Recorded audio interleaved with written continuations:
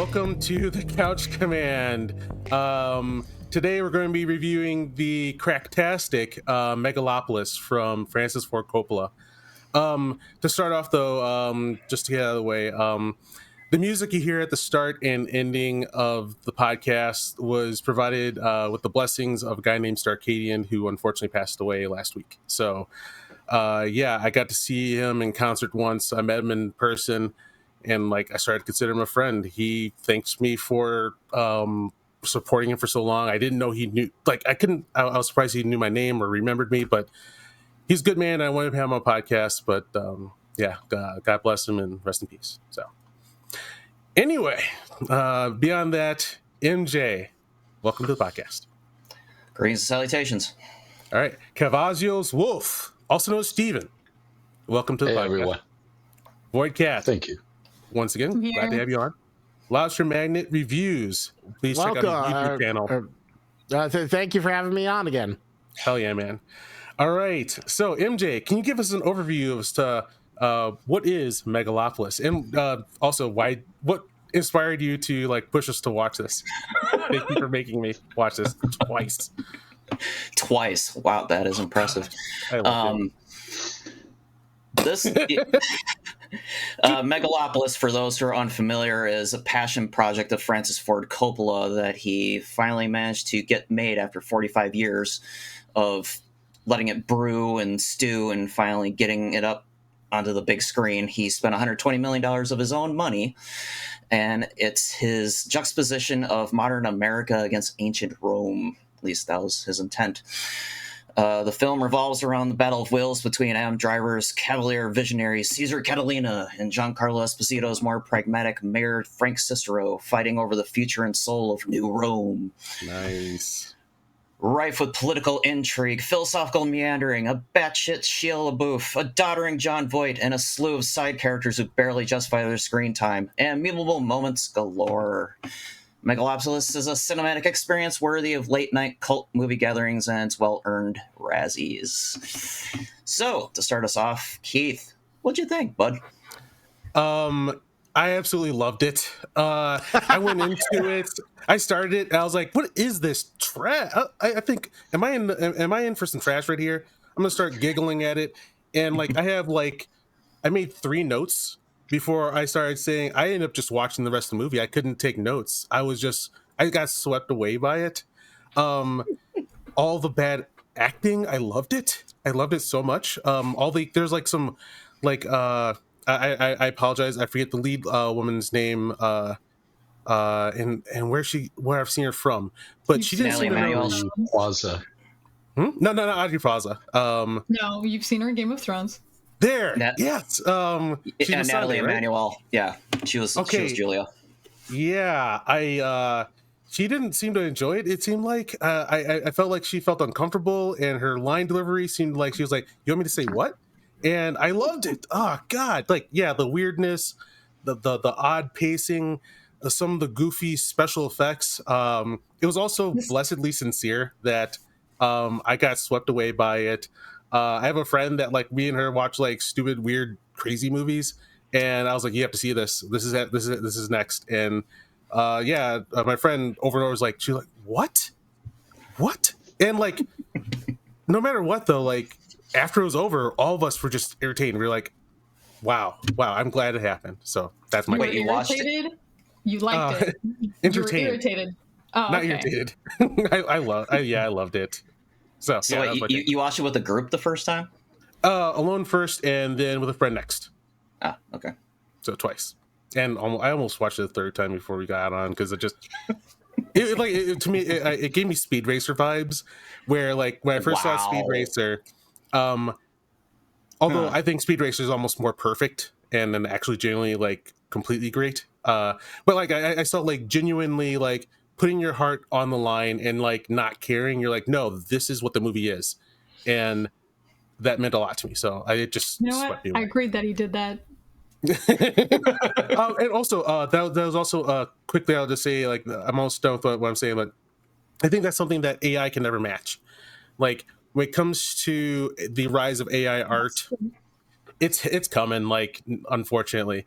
But the main thing is like, no matter what AI does, no matter how great it looks, no one pays a price for it. Like if it creates something, no matter how dazzling, your heart doesn't do anything. Your mind doesn't have to go, so what happened in that person's life to create this? Whereas Megalopolis, like all you see on screen is like, how did everybody's lives lead to this? And I loved it. So All right. Steven, what'd you think? The ramblings of a deranged old man. It's awful. awful. Absolutely awful. Painful to watch. It's 2.5 hours. It felt like 20 hours. Damn. And you didn't like, you weren't even entertained. Oh wow. I was confused. Okay. Let me touch on the positives. Cinematography is absolutely beautiful. Sometimes. Other times it's crap. It does sexy really well. That was something he brought back. I haven't seen very often in movies in a long time. Is like there was something sexy about it, and then he messed it up, and then it was just gratuitous. There's about 6 stories he's trying to tell, and he gave work to all of his friends, like Dustin Hoffman. What? Why? Yeah, when was the last time you saw him in a movie? Why? Yeah, He just shows up. And the pinnacle of why is Adam Driver. Adam Driver is not a leading man. Stop casting him as a leading man. He's a side chick. Wow! Shots Agreed. fired. Well, Yeah, I agree. I've never liked him. I think he's terrible. But no. And he's ugly. Whoa, a good side character. Okay, all right, well, okay, time out. We need to beep that out. No. I agree. They hit the guy shouldn't take his shirt off, but he's a great actor. Okay, I mean, the part of Star Wars where he took his shirt off, I'm like, no, put it back on. But I didn't. It was funny He's a because good that's what the actor. character was doing at the same time. Right. Yeah, I won't call him ugly. He's I ugly. He doesn't have the side character gravitas to carry this and a part. bad actor. You need I don't like- young yeah, I Brad never- Pitt or something. I never All liked right, his look and presence. I'm But sorry. like, there's something about the person he is that I Okay. can tell. Like, directors love him. I'll stop. Back on target. They don't love him. There's Directors keep loving him. Back on target. Yeah. so okay, you didn't care for it, Steven. That's what you're saying. no. Okay, all right. I don't recommend it, but I do have a lot more to say about it. Me Okay. too. Isaac, what do you got? So we all like to champion the creator. We like to espouse the little guy against the studio, the big conscriptive evil Hollywood man who stops the true artists from expressing their ideals and bringing forth vision. This is a movie that is in the case of the studio, in the case of the editor. This is a movie that justifies why you need to have control to prevent the artistic vision, because the artistic vision is sometimes terrible. We need a studio to crush his dream. Yes. This is like the ultimate case for the Dream Crushers and why the Dream Crushers exist. So I think it was an unmitigated disaster. The one thing I will say that what puts me between Keith and Steven is that even though it is an unmitigated disaster, it is a much more artful unmitigated disaster than your typical bad movie. It tries to say a lot of things. It doesn't say them particularly well. It has man shaking his fist at cloud for 2 hours energy. Love it. You know that classic gif of Abe Simpson, man shakes fist angrily at clouds. That was the movie. You know, Coppola has a lot of things to say about America. America's falling apart. America's like Rome. Oh, don't you get the analogy? Sometimes they wear togas, sometimes they don't. Who knows? They're in a gladiator arena. Oh, there's so much sex. I kind of wish they found he found a better fusion between the two aesthetics. But it just sort of like, all right, now we're New York, now we're Rome, it was kind of like a switch. But I thought it was at the very least a very interesting disaster, even if it justifies the reason why filmmakers need to be held in check. Cool. All right. Well, since Void has to go last, I guess I'll go next. I saw this movie in the theater last October when I decided to do a triple header of this, Tim Burton's Beetlejuice, and Todd Phillips' Joker Folie à Deux. Oh my God. Well, which I then dubbed afterward as the Middle Finger Trilogy, because all three movies were directors giving the audience the middle finger and waving it in their faces gleefully. I saw Megalopolis in a completely empty auditorium, and I haven't had that much fun in a movie in a long time. I laughed my ass off from start to finish, both from intentional and maybe 2 or 3 times intentional little bits throughout the movie. And yes, go back to the club. Yeah. I commend Coppola for having the chutzpah to, channel his vast fortune into finally getting his dream project up there. Problem is, he needed somebody to check him, because he crammed so much crap into that movie that it ended up saying nothing. It was just frustrating. Adam Driver was the only really good, solid, consistent thing throughout the entire movie. Everything else, so many subplots that could be cut out of it, so many weird little character moments that did not belong there. And it's a just big steaming pile of absurdity that was shot well occasionally. Francis Ford Coppola is always going to be one of the more legendary filmmakers of the last 50 years. Can't take that away from him. I sincerely hope this is not his legacy, because wow, Francis, no, I don't think it will be. Let's hope not. I think it's a great one to go out on. I'm sorry. Like I said, even the failure. Anyway, sorry. I'll stop. Right. I Can't say anything. Yeah, I mean, the man who gave us the Godfather trilogy and Apocalypse Now and Bram Stoker's Dracula, that's Francis Ford Coppola, I'm going to remember. Not the guy who won a Razzie. So, thank you, Francis. I appreciated the fun time. So, did you get a Razzie for this? He won Best Director at the Razzies for this movie, even though Francis.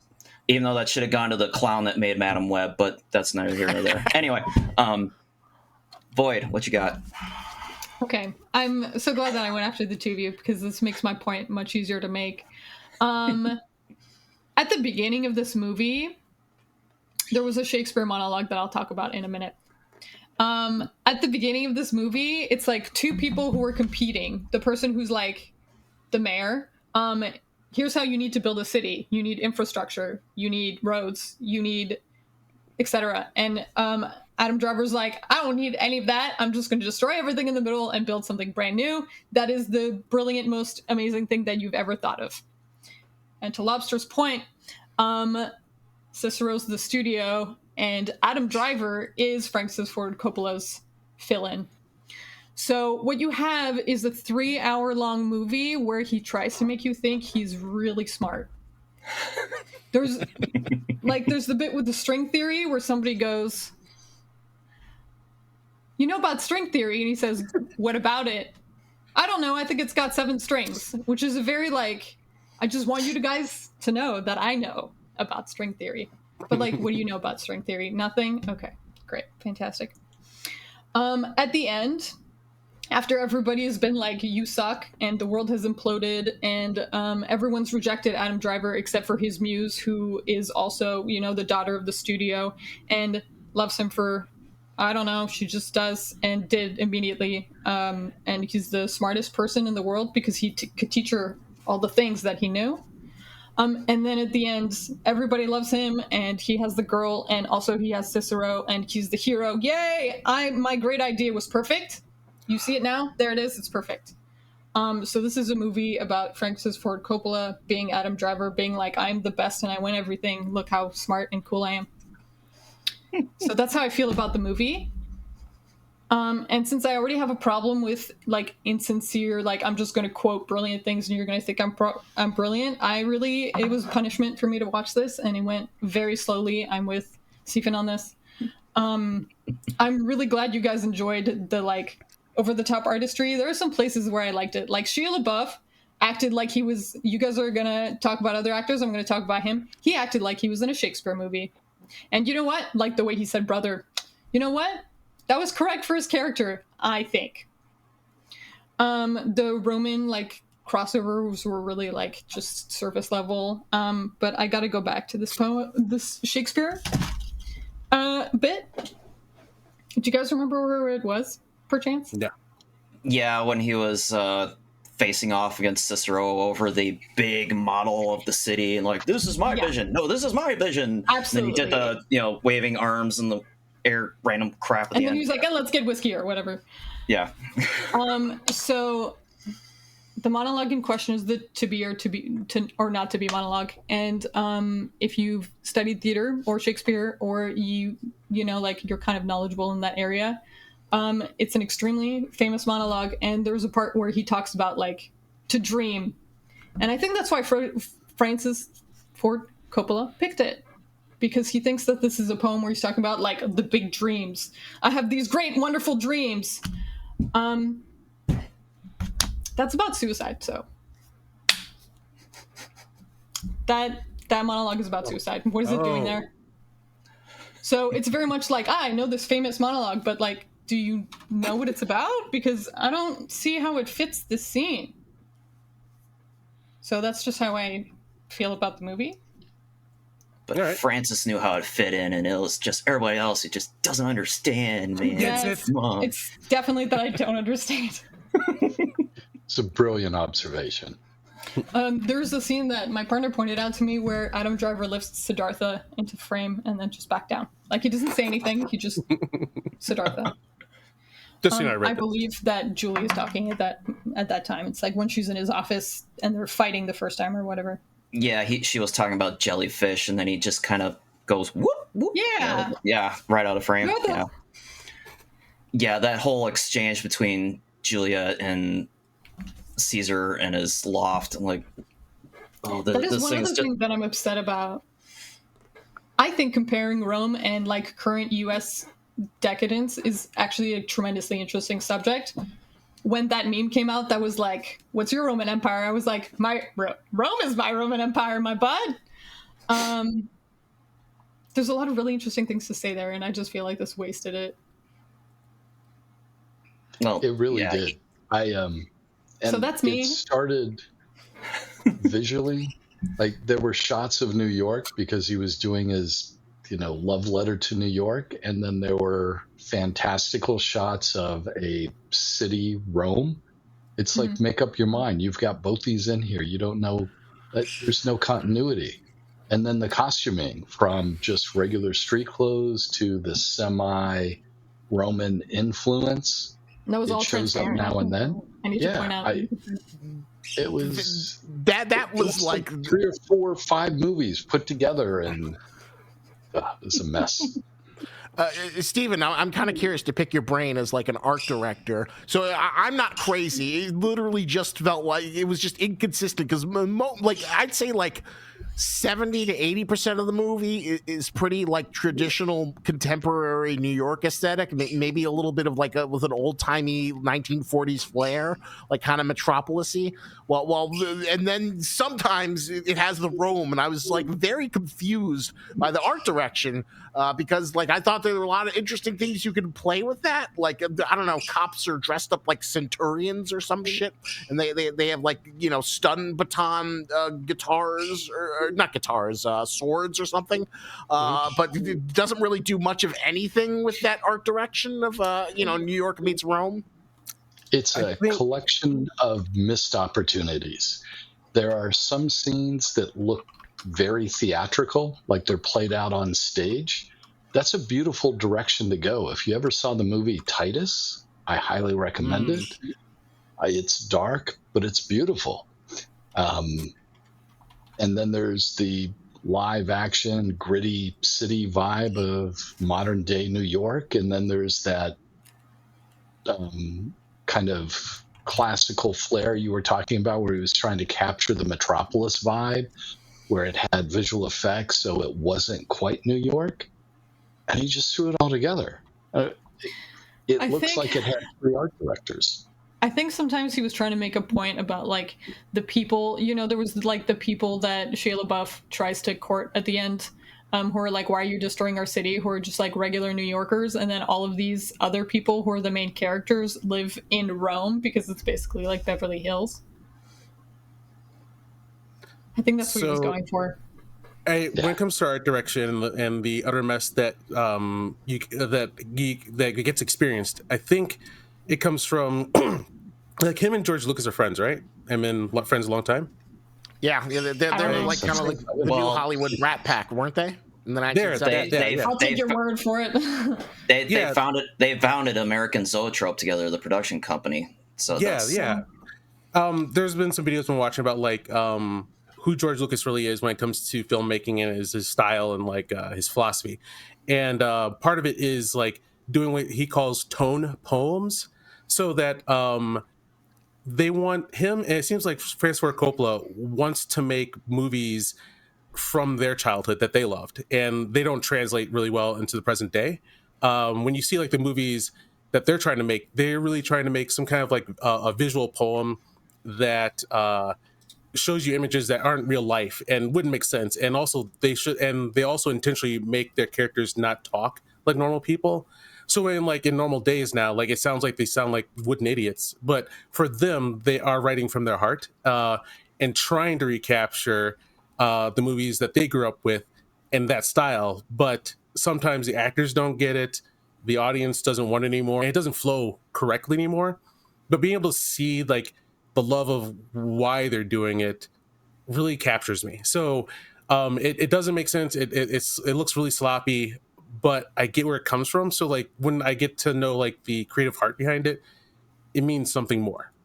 So I'm not missing all the wackiness of that movie and the multiple. You're just enjoying it, which is good. Oh, God, yeah, enjoying like the life that happened behind it, and like the little pieces of like Francis just seeming like he's trying to get his like a family together to make something, and in interviews you can see it, especially with Adam Driver sitting next to him. They all know that movie was a messed up mess, but they love Francis Ford Coppola. And like you saw Adam Driver saying Francis Ford Coppola would be sitting there like more silent and stuff, and Adam Driver was like sitting for like no, we were making a movie. And like I just loved how well that everyone came together to try, even though it failed. So yeah. Grandpa, the porridge is good. I like the porridge. Good job, Grandpa. Good guy. Yeah. I'll say Aubrey Plaza is another character that was 84. like another actress that was like doing a character that was like fit for that style. You know what I mean? Like she was a witch. Originally cast as Parker Posey, with Parker Posey. If you guys remember that actress. Yeah.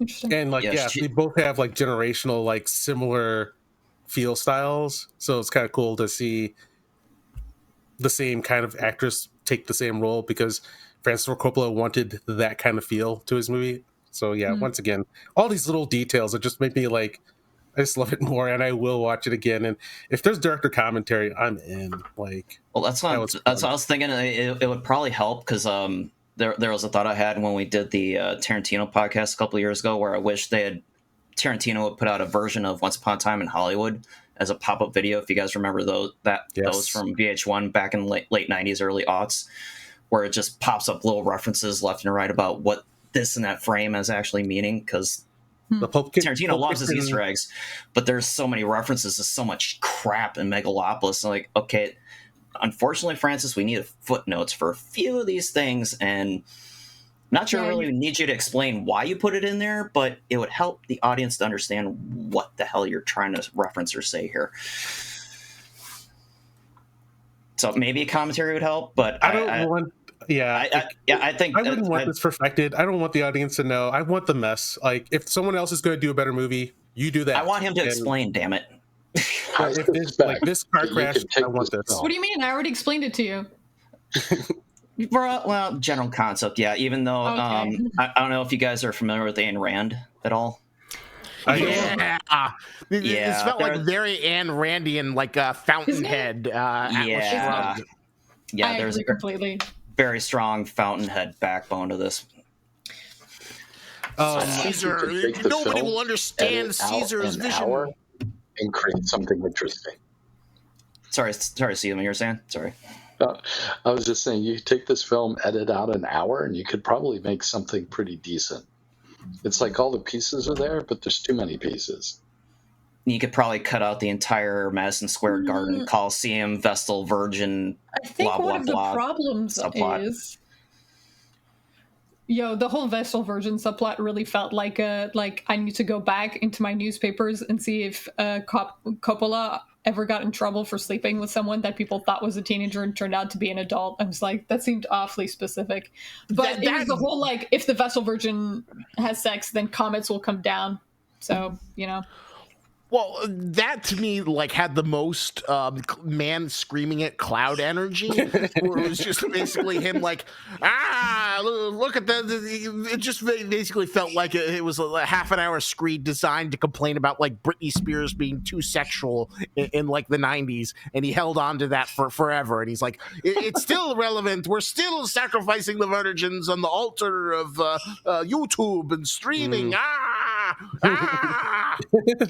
Speaking of that scene, Blood and Circuses, did anybody else notice that dude ran through with a Confederate flag? Yeah, there was total January 6th throw in there, that whole part. Yeah. And the pro wrestlers as modern gladiators. Yeah, that was cute. Yeah. You know what? I'm so sorry. I'm going to go on a history rant for 1 second. Modern wrestlers and gladiators did do the same job. Okay, so we have this misunderstanding about gladiators from the way that movies are, including Gladiator, that they would fight to the death. But that's a waste of money. You're going to train somebody to be a big, huge muscle guy and then put him out to die in one? No. So they were actually more like pro athletes that would like do shows on purpose, and you would cheer for your favorite gladiator, and each different gladiator actually had their own merch. So Cool. I'm so sorry, but actually that's accurate.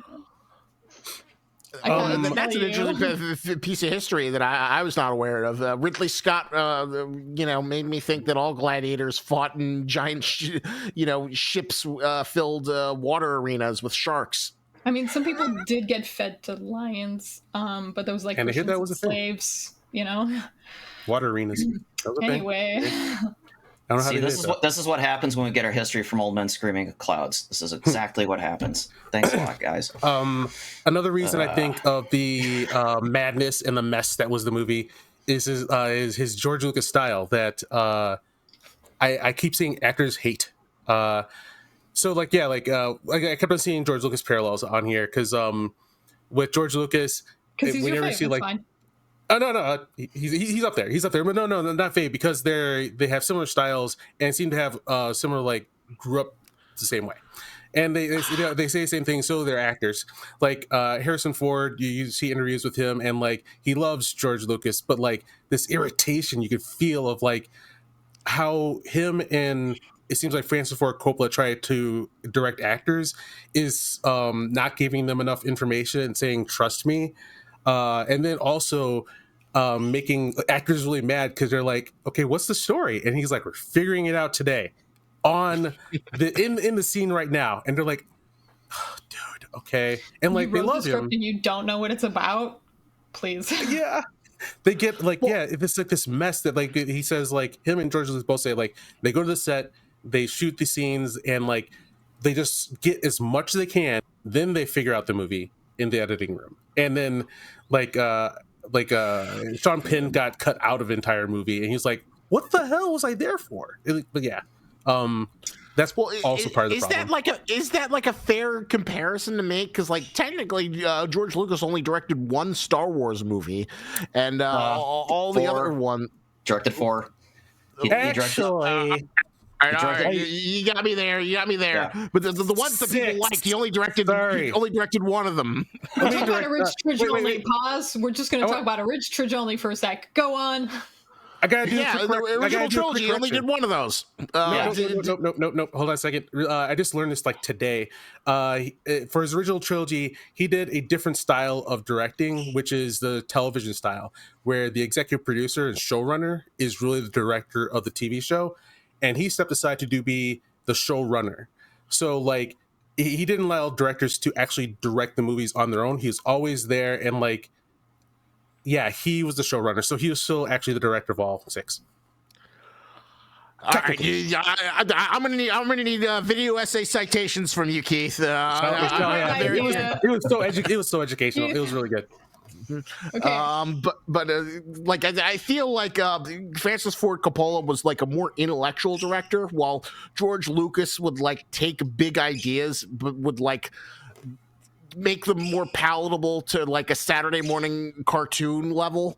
Francis Ford Coppola, he does the Great American Crime Epic with The Godfather, and the Great American Vietnam movie with Apocalypse Now.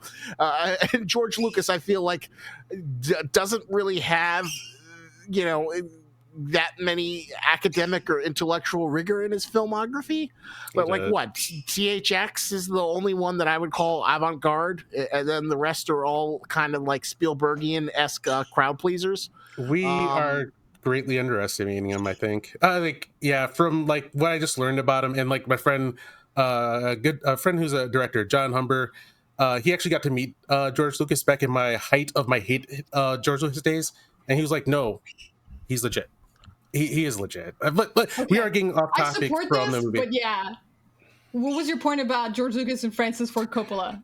So like the mess of the acting that we're seeing and a lot of the story is because of how messy both of them keep doing their movies, and like how they love doing movies. They feel like if you're going to a movie with like a strict script and you show up to the scene for everybody to know what they're doing, they feel like they're not really doing a movie. They feel like they're it sounds like they're probably doing a job, but like to them a true movie is like you're there on set, and that's when people start to create together. Although it seems like a bad idea, it doesn't seem to turn out quite well a lot, but that's why they do it.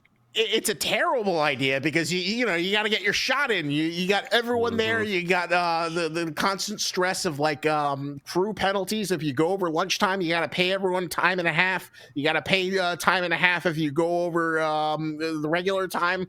A film set is a whatchamacallit. It is basically just a huge money drain, and it is a constant battle to make sure you get all the stuff you need to get done, or else.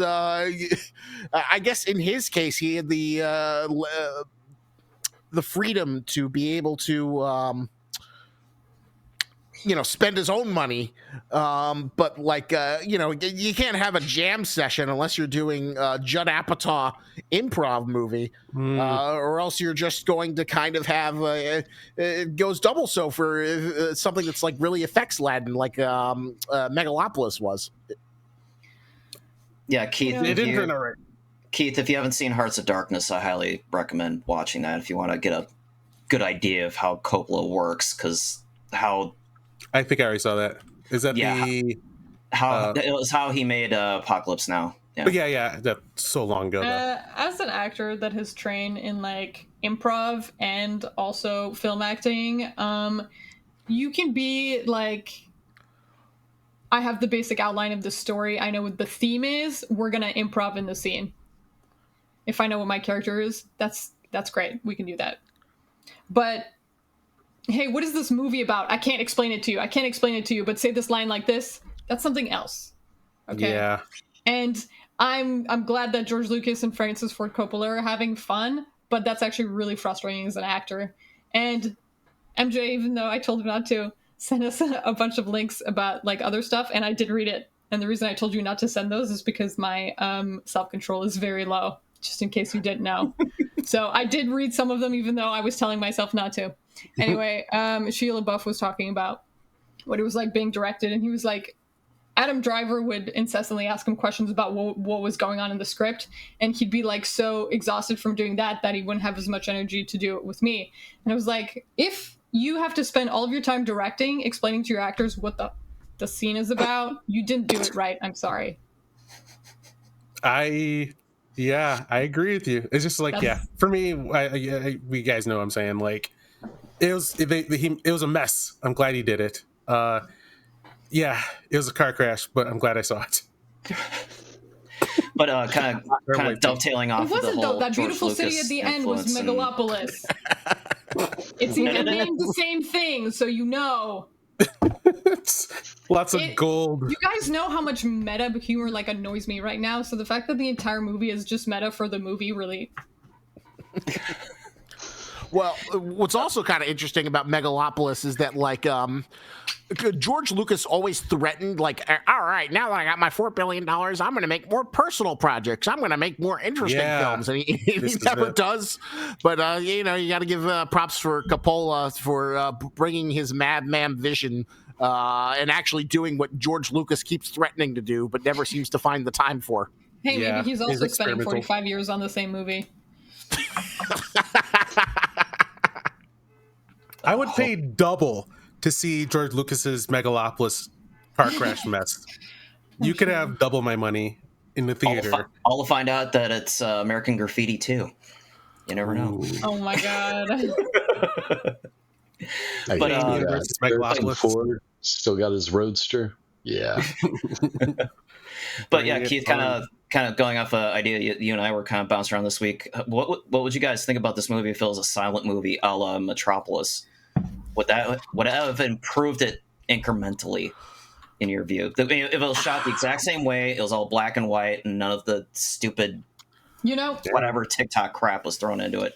if it was a black and white movie, silent film, first of all, it kind of wanted to do that with the title cards.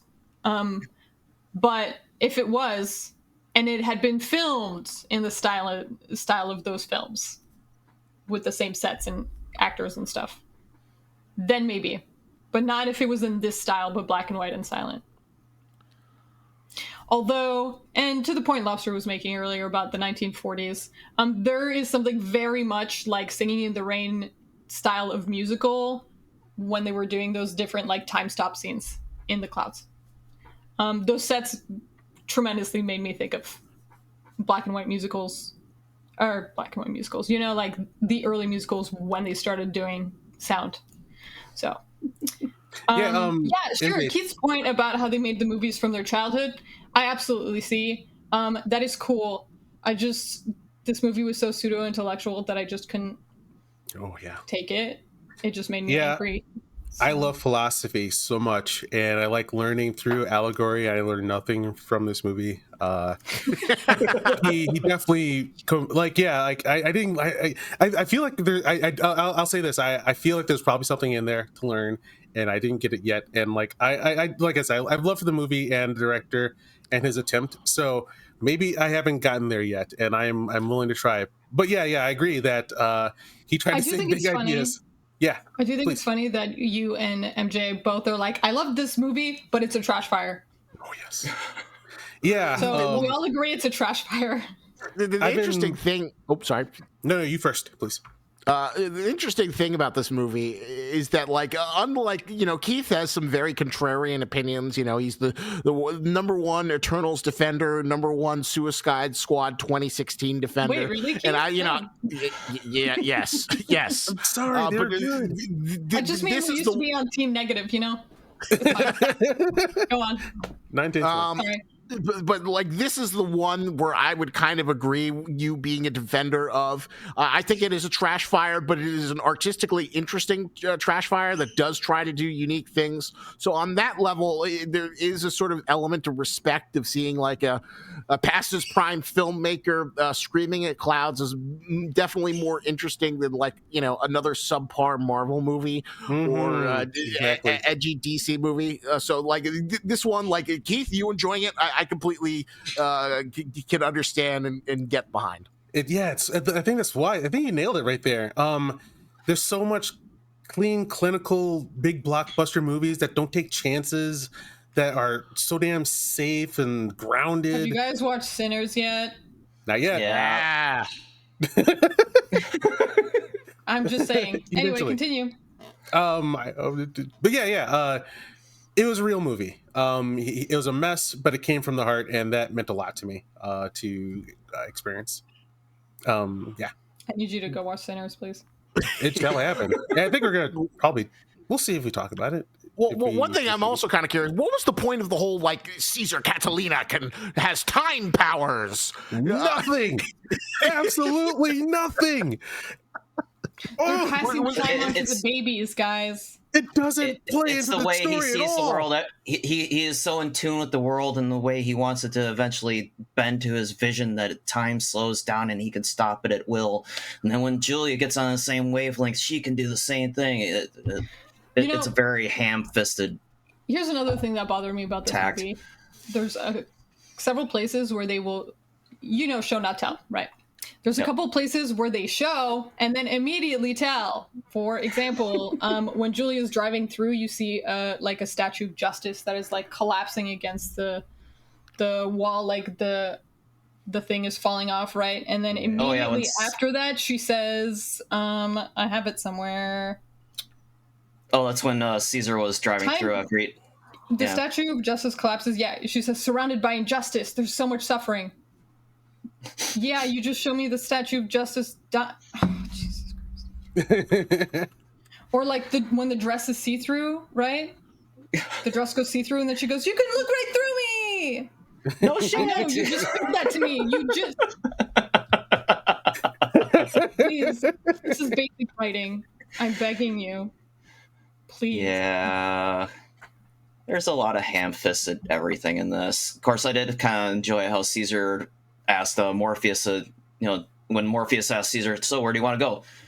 "Take me to purgatory." I was wondering if that was 1970s Hell's Kitchen they were actually driving through, but hey. You guys, I'm so sorry, but I just found a couple of things in my notes that furthered that like complaint I was having.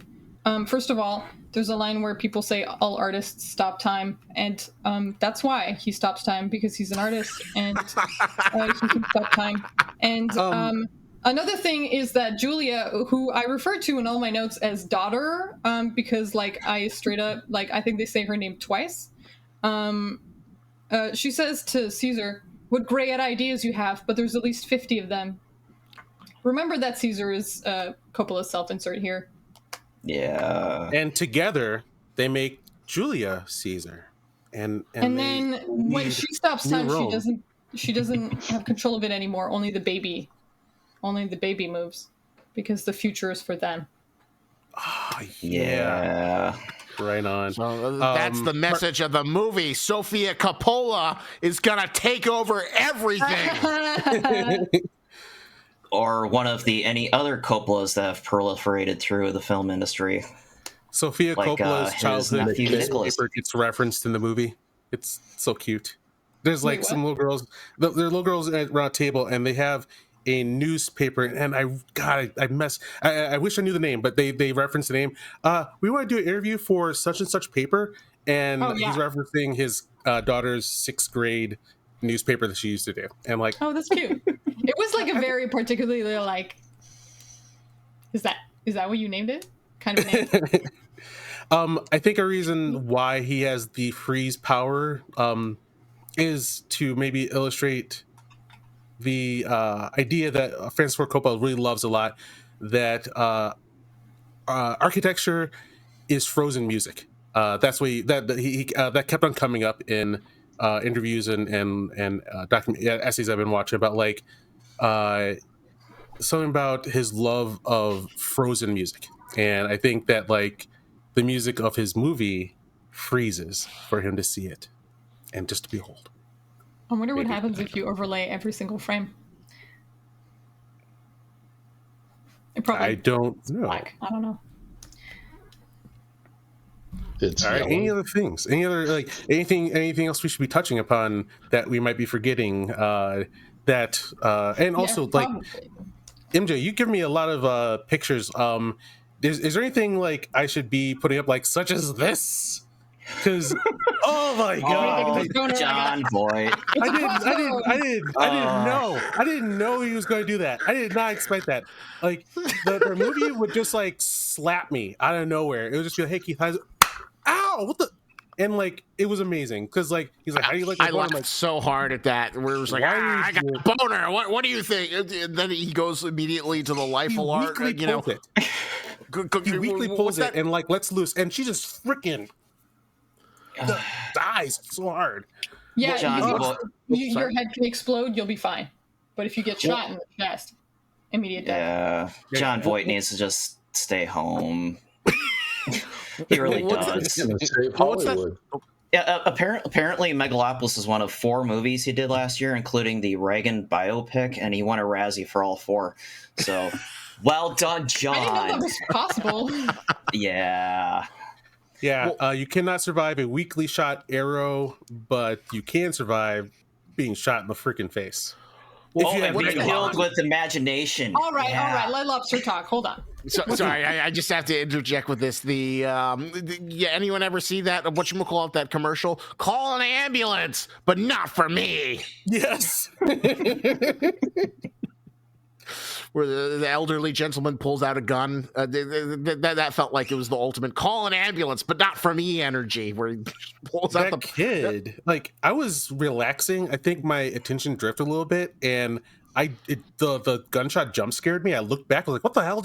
Oh my god! And yeah, I once again, this movie did. I love not being able to predict what's going to happen next. Really? The surprises. That's Yeah. funny. Did you There was a fall line asleep? that was like- maybe? Yeah, for real. And the gunshot woke you up? Yeah. Okay, I blew so my phone. before the kid comes up to him and starts asking about who he is, and like wanting an autograph, there's the voice of Julia saying, he'll never expect a kid or whatever, like he'll never be worried about a kid, you know, that kind of thing. And Yeah. Luke, who was painfully watching this movie with me, turned to me and was like, so the kid's gonna shoot him, right? So I'm sorry, but some of us did in fact see that gunshot coming. Yeah. That's okay. Another instance of telling you and then showing you. It's foreshadowing. It's a film technique. He's a If director. you say it and then do it, I don't know if that's actually foreshadowing. Oh, Francis, you did it wrong.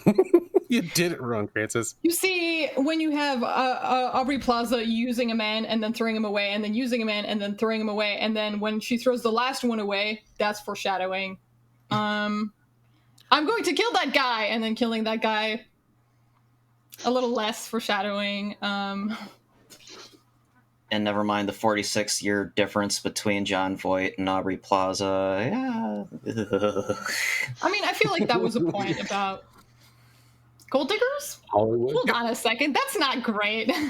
Yeah. Well, wasn't Not supposed to be. the one thing I will say about Aubrey Plaza's performance? This was like the most against typecast, you know, because usually Aubrey Plaza is like kind of like the sardonic girl. I don't know, because she was a witch in this, you know. Yeah, she seemed just perfect. Which is I funny like because pastels. she was filming Agatha all along the same time she was doing this movie. So hey, there you go.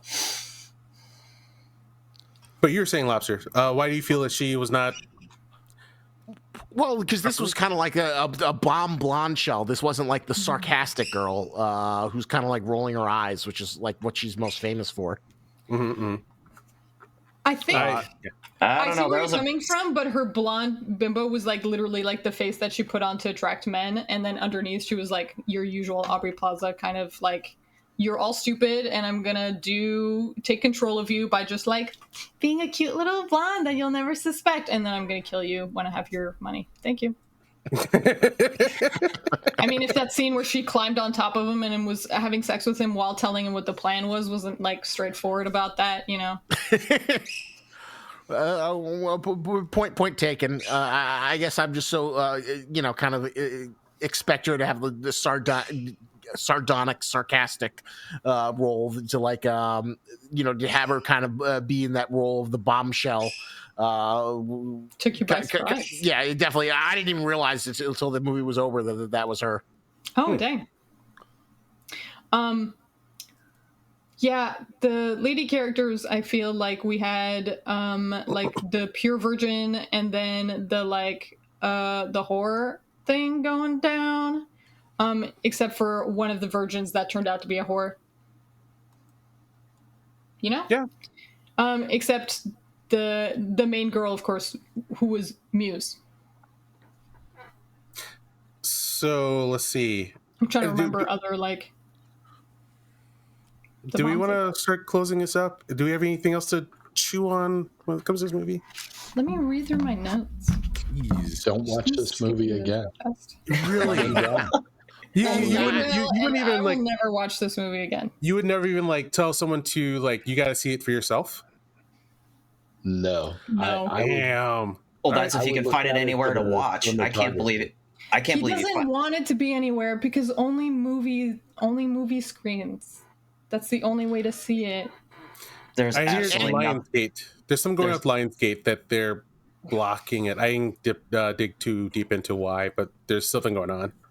Well, did There's- any of you guys hear about like how they had specialized screenings where like an actor would like appear in the news? The news conference for Caesar, and he just had somebody come in there and ask him a question on screen, and Caesar to answer it back to him. Yeah, that's I would have laughed even harder if somebody had done that at the screening I went to. Just ugh. No one's there, but that actor showed up.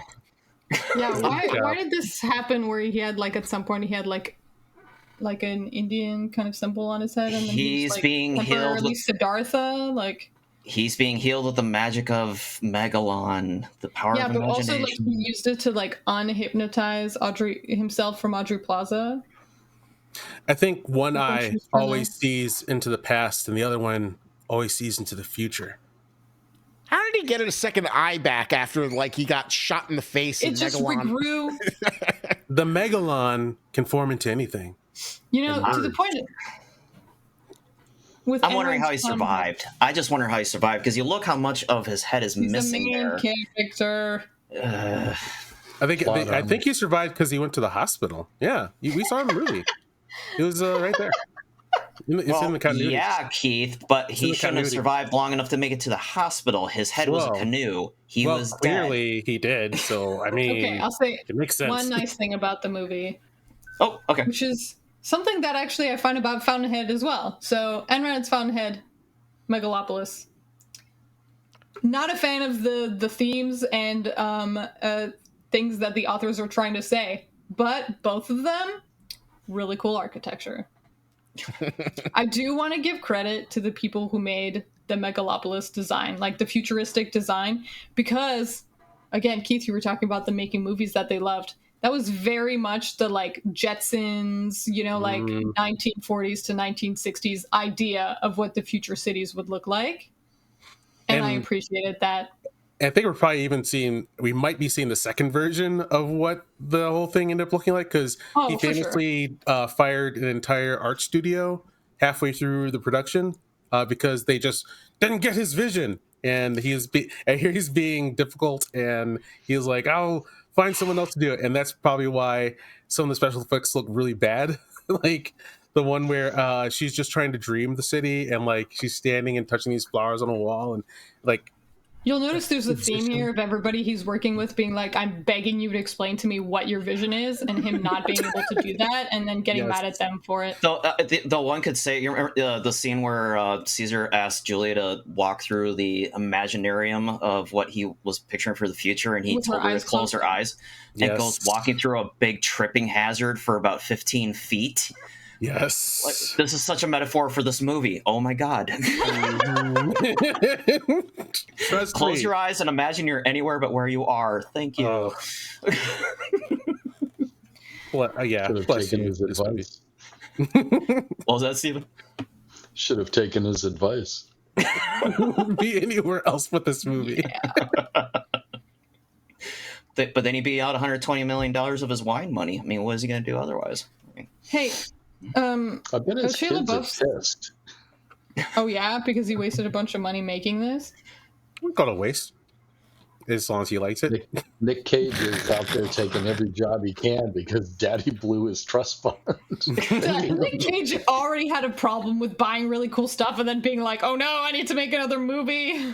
Okay, movie- Francis is Nicholas's uncle, not Daddy, and Oh, thank you. and Nicholas intentionally changed his last name so he wouldn't be directly tied to his uncle and write off his uncle's coattails. So Where did he get the last I'll name give him credit for Cage? that. I do not know the origin of that. Oh, it's Coppola is Italian. it's for the Marvel Cage. character Cage. Luke Cage? Yeah, he got it from Luke Cage. Did, That's funny. Which is Did he funny have to, like, since... Okay.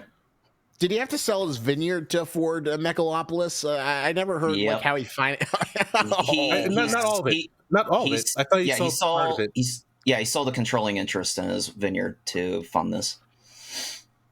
Well, Well he done, made Francis. what he wanted, and Yeah. just like I'm just getting the like feeling of, you know, like when you're like 85-year-old person just like is trying to explain something to you and you're just like, but it turned into a 3-hour movie. Kind of like this scene from the movie. Make history. You remember that part? Yeah, kind of like that. Where they're just like, I don't know what you mean. I will step here.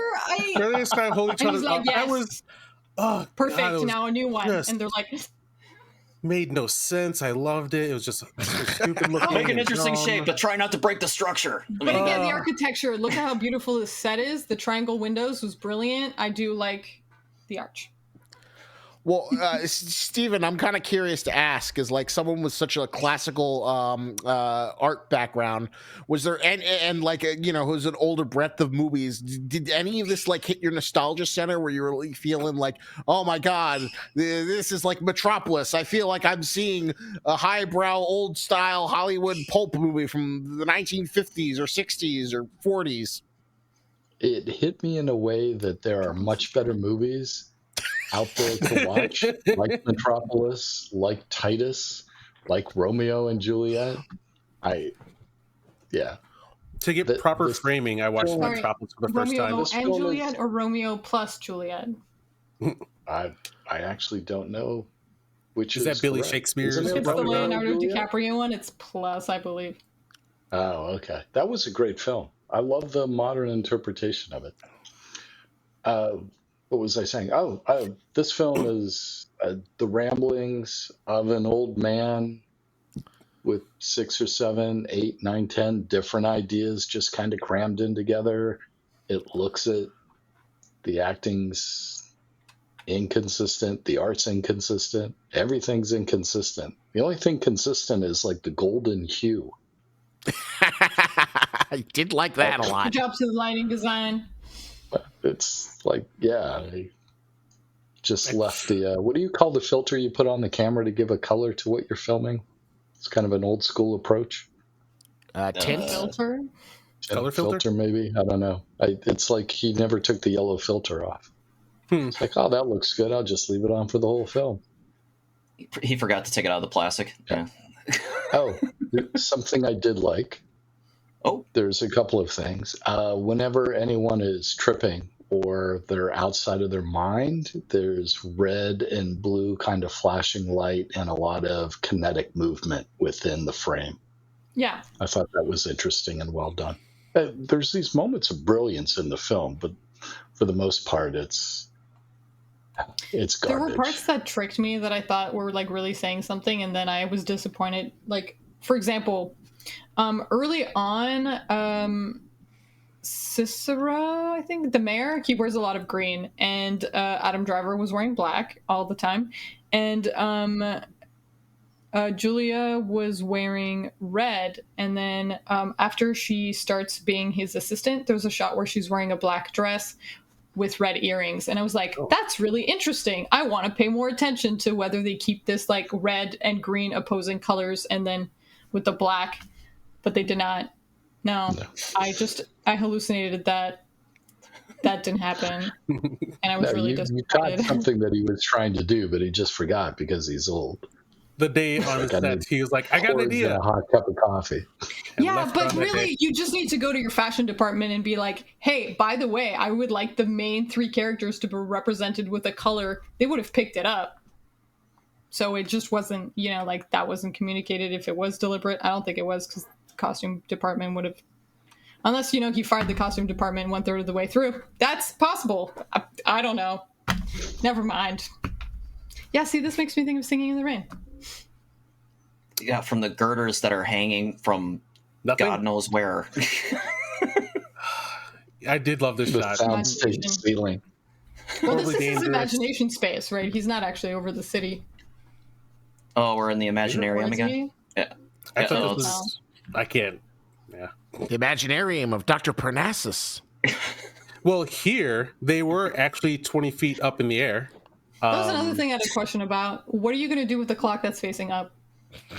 Who's going to read that? the airplanes could tell the time. Mm-hmm. It is a message to the sky itself that the city is alive and time is going forward. Okay. Also, I was kind of wondering, like, Megalopolis is supposed to be this great vision of the future. Did no one else get the sense that, like, it would be a miserable place to live where just, like, everything is like a golden blob? It didn't look fun to be in. I mean, like, it'd be like fun to be in, but like to live there seems like it'd be eventually increasingly hellish. Yeah, it's like being in a theme park. Gold. Like, Don't yeah, wanna live no. there. It seems like a fun place to visit, but not like somewhere you'd want to, like, all right, this is my forever home. And there But- you have it. This movie is a fun place to visit, but nobody will make it their forever home. Actually, that's my opinion of New York City. Oh. Well, a lot of people disagree with you there. I know. We're going to just skip over that. Show us the rest of your memes. Let's go. Sorry, that's my Midwest mentality poking through. I'm sorry. Also, we have now hit the hour marker where we usually try to wrap things up. Are we good with that's why I that, give or it do we have closing anything to line. chew on? It's a pretty good wrap-up point, although I just 2 seconds of interrogation, and then you can go to wrap up for Steven.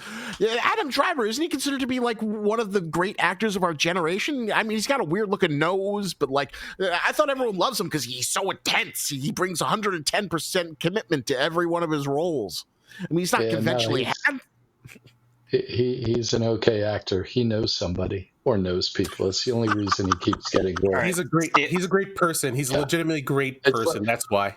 Who's the Okay, guy this is that all All matter right, of y'all watch opinion, and Marriage it's Story fine if and then you get don't back to me. All right. I mean, like you I guys did know, not like, believe it. I did not believe until I saw that movie. That movie made me a believer in Adam Driver. what movie?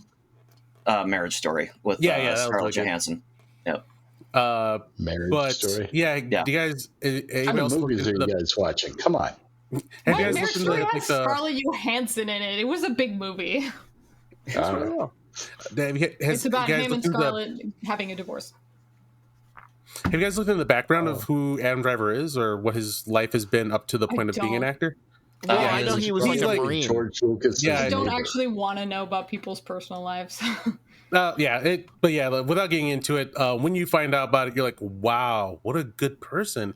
And like, you want to be around him. Cause like the first time I saw him was in a TV show called Girls, and I hated him there too. And I was like, I can't wait for him to not be on the show anymore. And he just lasted the entire series. And then he started blowing up into other movies. And it's like, why do people keep acting? But like, it's like, he's the kind of person that people want to be around. And that's why he keeps on getting roles, it seems like. I thought everyone I loved like him in it. Girls. He was like a breakout star for that. His role They was like probably did. People who liked girls. I did it I first. think he's got some dirt on a bunch of people. Okay. That's why he keeps getting Back jobs. on target. We're getting off. All right. No, All right. no more. All right. So I guess final thoughts. Let's just go top to bottom. Keith, what you got? All right. Final thoughts is there's a honor code among comedians where they see high respect for a comedian if they go up and they totally bomb. If they eat shit and like they keep on going, they don't quit, they don't falter, and they complete that set and nobody laughed, there's honor in that. And that's what I got here. He put everything on the line. People in the cast seem not to get it. He went all out and put pedal to the metal, and that gets my love and credit. Like, bravo, sir. And I will watch it again, and I would watch it with actor and director commentary because I had so much fun. I want to know all the crazy and frustration that went into trying to make this happen, and it was a blessing. And thank you, MJ, for making me watch it. That's actually a really good analogy. Thank you for that. Yeah, I was raised with an affinity for crappy movies. I I would love to go to a midnight showing of this movie and heckle it to death like Rocky Horror Picture Show, because I think that would be entertaining as hell. Outside of that, yeah, Francis, sorry, man. Better luck next time, if there is a next time. But thanks anyway. Steven, what you got? I didn't think it was a very good movie at all. The ramblings of an old man, 6 different stories. It's kind of like the end of life, and you're trying to cram everything in there from his life. Yeah, don't waste your time. There's a couple elements that I think are worth paying attention to if you're interested in film, but beyond that, I would never watch this again. Also, if you're interested in string theory. Okay. So we can talk about that later. But yeah, if you read the watch it. if you read the Idiot's Guide to String Theory before you filmed, yeah. Sorry. All right, Void, what you got? This, I think Luke thought of this description. This movie is a movie that is edging itself, and this is Francis Ford Coppola self-congratulating. Let me put it that way. And it was painful for me to watch. Sorry, I'm so sorry. I'm glad you guys are having a good time. I just, ouch. It sounds like you're saying the movie insists upon itself. It sure does. Yeah. I would say that. Thank you so much for putting it eloquently. You're welcome. That's exactly how I would say it. Yeah. Yeah. It insists upon itself. It's like a Family Guy joke about Godfather and them talking about Godfather. It insists upon itself. Anyway. It does. Lobster? Well, thanks for indulging me, Void. Remember, when you think that your favorite filmmaker is just filled with 100% brilliant ideas that are so great and fantastic, and it's just the horrible bean counter man who is ruining true inspiration, just remember Megalopolis. Every filmmaker has a little Megalopolis in them, and so sometimes restraint is needed to distill greatness. And there should be people who pull the strings and just say no. Not everyone can be David Lynch. And I think Megalopolis is a fascinating disaster. I don't know if it's ever going to become like The Room, where people celebrate it and have midnight screenings. I would love to see that. People yelling like Caesar Catalina, wow, platinum, John Voight Boner, or whatever could organically spawn from it. I think it maybe. can. I think it will. Like, this is so crazy. It has so many elements. I mean, it might, because he just doesn't let it play anywhere but in a theater. Good point. But I think it's a fascinating disaster and should be required filming in practical film classes. But I'm very glad MJ pushed for it. It was definitely a really interesting movie to see, but it was still, I consider to be an equal unmitigated disaster. Yeah. But just disagree with, sometimes I want people to be able to make their mistakes. But yeah, this is definitely a case of like, you usually do get better movies if like someone's around to say no and filter the genius. But sometimes I do. Story. I want no adults in the room. I want this person to go bounce off the walls, and I want to see it happen. And this was that. Yeah, sounds good. I think that's how you make a first draft. All right. That's the show. Lobster. You guys don't want? Yeah. MJ. You don't want to do any recommendations like we usually do, or I was sure, let's go real fast. Oh yeah. All right, cool. Okay. Yeah. Let me think of something. Okay. MJ, you first. Recommend. Oh, me first. Okay. Well, while we're on the topic of directors with runaway ambition and train wreck movies that are just too fascinating to look away from, I don't know if you guys remember a director named Richard Kelly at all. He gave us a little ditty back in 2000 called Donnie Darko. Oh. If you guys remember that one. He has only made 4 projects that ever made it to film, and his second one was a little movie called Southland Tales. And if any of you guys have seen that one, Not yet. Yep. That got him nuked out of Hollywood, I think, right? Pretty much. That the production history behind it is a case history for how not to make a movie and get it out there. And the movie that was made is just fascinating for how much of a train wreck it is. He originally had envisioned it as following up a trilogy of prequel graphic novels that was going to lay the groundwork for the story, and then he put out the movie, and the movie's got really weird mix of cast. It's got Dwayne Johnson, Sarah Michelle Sorry, so we Gellar. should watch this movie? If you like train wrecks, yes. It's a fascinating train wreck. It's basically Richard Kelly's allegory of post 9/11 America and just all the weird philosophical Southland? pop culture. Yeah, Southland Tales. Yeah, it's just this stew of what the fuckery that's just too fascinating to look away from. A painful movie to watch for 2.5 hours, and at the end of it, I actually stood up, stared at the screen for about 10 seconds solid, and just went, "What the fuck?" I gotta tell you, this doesn't. You're not selling it for me. You're selling it for me. It did sound like you had a good time, but go on. Because it's from the guy that made Donnie Darko, and you juxtapose it against Donnie Darko, and it's like, what the fuck? It was fun to watch. I love as you guys can tell, I don't mind a good train wreck, and especially in a grossing. Why did they do any of this train wreck? And Southland Tales is definitely one of those movies. So, you got a couple hours just laying around. Hey, give it a spin. All right, then I would recommend. Have I brought up Dungeon Crawler Carl to anyone yet? Yes, No. yes, you have. No. You're Isn't that a the Well, you're gonna I've have been to tell posting everyone. about it. Well, It's best enjoyed through as an audiobook, and it has all the ingredients of something that's going to be really big in about 3 years. It goes really hard on like how we think when it comes to video games and whatnot. It's a guy and his ex-girlfriend's cat that I don't want to spoil anything. The world ends, and he has to go through 13 levels of the earth that have been reformed into like will look like game levels.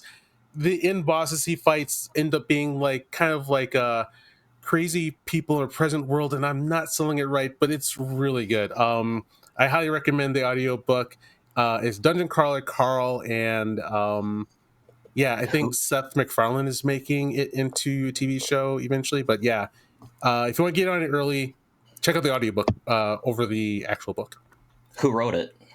That would be Matt Dinneman. Okay, interesting. All right. And then, Steven, what would you recommend? I just finished the Ethernaut on Netflix. 6-part series based on a Argentine graphic novel from the 70s, post-apocalyptic. Oh, all right. Highly recommend it. I think it's one of the best shows Netflix has done in the last couple of years, and it tells its story in fantastic fashion. Highly recommend. let me ask you: is it a complete series, or is it like season 1, and we're hoping they'll continue? Season 1, it will definitely continue. It's one of those rare times where you get to the end of season 1 and you can't wait for season 2. Okay. Do you trust Netflix to finish this? Is it worth watching even if the story never gets finished? Yes, because it does wrap up. The gist of the story is that a guy is looking for his daughter in the apocalypse. And so that gets wrapped up, but it reveals more and more. And then at the end, you realize, oh, wow, this is a much bigger story that no one saw coming. What's it called again? The Ethernaut. Ethernaut. Right. Eternaut. Looks like eat or not. All right. And now, Voycat, what would you recommend? Well, I already did it, but let me do it again. You've been trying hearing to about work. Sinners a lot. You're like, everybody is talking about how great it is. Nobody wants to tell me what it's about. Just go see it. There's a reason everybody's saying it. See it in IMAX or in Dolby Theater. You won't hear me saying that about a lot of movies. This is one of those movies. If you want a movie that's made by a director who has interesting, like, fever dreamy ideas and who has a very specific story that he wants to be telling and who like wants to work with his actors and create something and that celebrates art and creation, but that actually knows what it's doing and actually knows what its story is about, go see Sinners. Genuine vision. All right. Go see And- Sinners. I need you to. Would you say Yeah. that it needs to be seen in a theater? Yes, I Yes. would. Actually. Okay. And I don't like know. I said, you will not hear me saying that often. This is a movie you should see in a theater, and if you can see it in a full theater, even better. It is, I don't want to give away too much, but it does celebrate like creation as a thing that people do together. And please go see it, please. Yeah, let's put it this way, Keith. Cooler described the influences for the movie as his uncle who had a deep love for the Delta Blues, Robert Rodriguez movies, John Carpenter movies, and Coen Brothers movies. Oh, So, one more thing. Sit through all of the credits, all of them. I'm serious. All of the Yeah. credits. yep. Just sit down and don't leave until the lights come up. I right. missed the last credit scene. I didn't know there was like another one. I was so pissed when I found out. Well, I guess you'll just have to go back to the theater and see it again. Good point. You're up, Lobster. Looking all comfy over there. It was cold here, so I had to turn on the heat because like the weather's been fluctuating. Like it's been like 70 degrees, now it's 50 degrees. I Same. can't win. So like my recommendation, and MJ can second this, is Common Side Effects, an Adult Swim animated series. The best thing I've seen from 2025. It is an animated series that is comedy, but I'd say more drama, about a kind of like a playful stoner-esque guy, kind of molded as like an Ethan Coen hero from like Big Lebowski, who discovers a magic mushroom that has the ability to cure all disease. And in his fight to try and bring that to everyone, to make the world a better place, and the pharmaceutical and government powers that want to make sure that it does not get out, and all the complications in between. Highly recommended, must see. Just learn to get beyond the weird art style with the huge faces and tiny faces. Giant I heads that second. wiggle. Yeah, giant heads with tiny faces. Yeah, I've been watching it and really loving it. The animation style is just, I can't look away from it. And yeah, you said there's like a interesting international production behind it or something, like, because like I felt like, is this anime? There's like or is it not? it's like there's an Argentinian or Brazilian artist who's kind of like behind the art style. He did Scavenger's Reign, and he collaborated with I think Mike Judge is an executive producer behind it, who brings back his King of the Hill voice. So if you like King of the Hill, if you want to have an evil Hank Hill, that was a really funny moment. I was like, is that Hank Hill? What? that should be enough to sell you. And uncomfortably, the hero never buttons up his shirt. Will he ever button up his shirt? Please. No, and how Please. dare you ask him to? God, it's so like the last episode I saw, this like lady was trying to get mushrooms and just start reaching up on his boobs and stuff. I was like, no, please, close your shirt, man. You'll make me cold. Anyway, those are the things you should watch. Right on. All right, Lobster. Wait, you just said. All right. Yeah, I just said. Okay. Common Side Effects. That is the end of the show, ladies and gentlemen. Thank you for watching the Couch Command, and we will see you next time. I'm skipping the part where we say where you can find us on the internet, but you can like look, or do you guys want to say so? You just put it in the text. Sorry. Cool. Yeah, you'll see it in the show notes. Thank you guys for listening, and we'll see you next time. And also, watch us play Elite Force Star Trek. It's a lot of fun. All right, talk guys later. Later.